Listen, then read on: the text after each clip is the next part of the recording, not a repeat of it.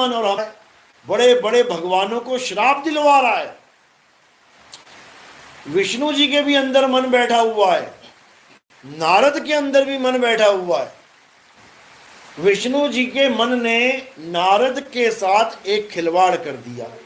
क्या खिलवाड़ किया? एक स्त्री के लिए वो चाहता था कि मेरी शादी हो जाए इससे।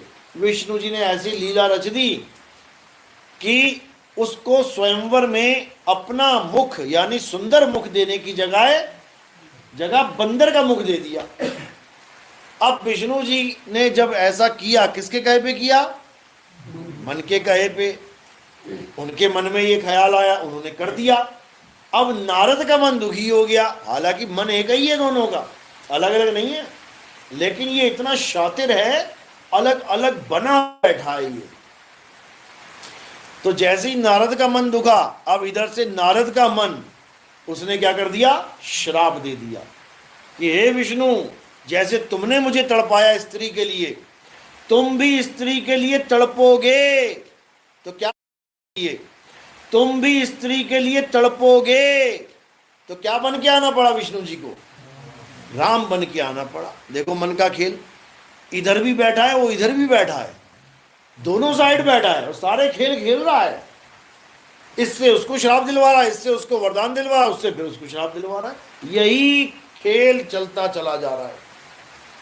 समझ लो, सुदामा, कितना अच्छा प्यारा नाम है सुदामा। कृष्ण जी का परम भगत था। कृष्ण जी ने उसके चरण धोके पिए थे।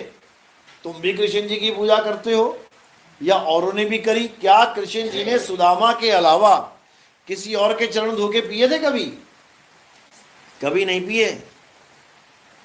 केवल सुदामा के चरण धोके पिए कृष्ण जी ने। लेकिन सुदामा के साथ मन ने क्या खेल खेल दिया? किसके मन ने? राधा के मन ने।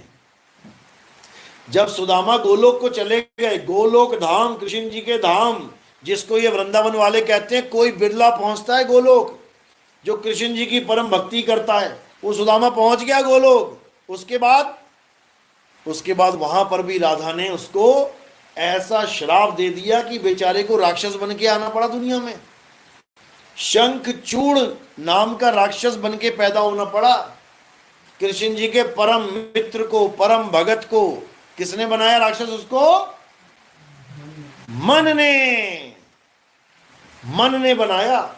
मन ही वरदान, मन ही श्राप देता है। और ये सारा खेल वरदान और श्राप का ही है।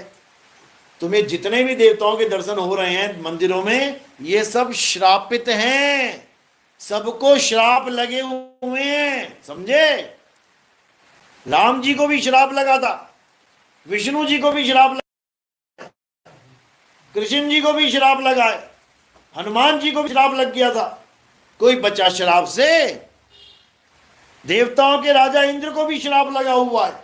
ये सारे श्रापित देव हैं, श्रापित भगवान हैं। विष्णु जी को नारद ने श्राप दिया, राम जी को बाली ने श्राप दिया, कृष्ण जी को उस ऋषि ने श्राप दिया, और उसने भी दिया कि तेरा कुल ही नाश हो जाए, तूने मेरा कुल नाश किया, तेरा भी यदुवंश नाश हो जाए। श्राप ही लगे हुए हैं यहां पे। सीता को भी श्राप लगा हुआ था, समझ लो। गंगा को भी श्राप लगा हुआ था, तभी धरती पे आई भीष्म पिता मां की मां बन के। सब श्रापित हैं, एक से लेके जेड तक सबको श्राप लगता है, तभी धरती पे पैदा होते, नहीं तो कोई आता ही नहीं जल्दी। तो हमारे भगवान कौन बने हुए हैं? जो श्राप खा खा के आए हैं। अभी श्रापित जगह तुम खरीदने जाओगे ना, कोई कहे श्रापित है, अरे मैं ना लेता इसको, ये मकान श्रापित है, ना ना तौबा तौबा तौबा, हम नहीं लेते इसको, तो श्राप लगा हुआ है। अरे तुम्हारे भगवानों को श्राप लगे हुए हैं, तुम उनको पूज रहे हो। पूजना किसे है? जिसको कभी श्राप नहीं लग सकता। किसको नहीं लग सकता?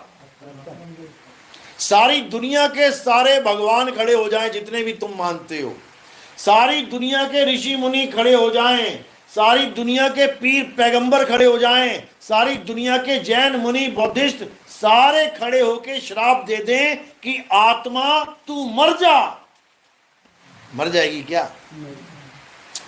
नहीं मर सकती। इस दुनिया में अगर कोई ऐसा है जिसको कोई श्राप नहीं लग सकता, जिसको कोई शस्त्र अस्त्र नहीं लग सकता, जिसको कोई अग्नि नहीं जला सकती, जिसको कोई वायु नहीं सुखा सकती, जिसको कोई जल नहीं भिगो सकता, वो क्या है? आत्मा है। केवल उस आत्मा को जानना है, उसको कोई श्राप नहीं लगता, उसका कोई कुछ बिगाड़ ही नहीं सकता। उस आत्मा को जान लेना परमात्मा को जान लेना है। इसी का सारा भेद गीता में बताया गया। क्या कहते हैं?